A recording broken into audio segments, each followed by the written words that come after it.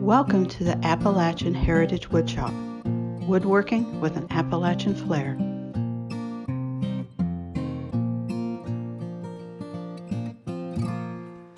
This is Jerill with the Appalachian Heritage Woodshop with another shop tip. If you use a drum sander or a large belt sander, setting the depth is critical. And the way I do it is I measure the thickness of the wood with a good steel ruler or a set of calipers.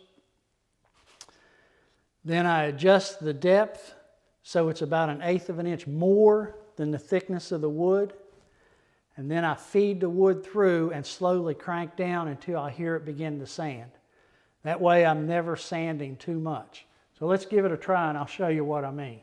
Okay, I'm going to turn this on, slow the feed rate down, start it through and lower the head. And you can tell by the sound when it begins to sand.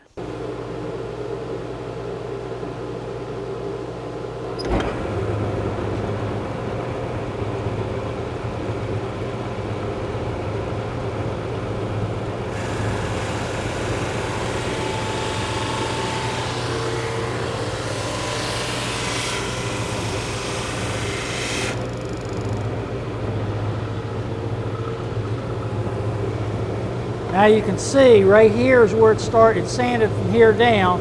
Up here it did not. So I need to feed it back through to get it consistent.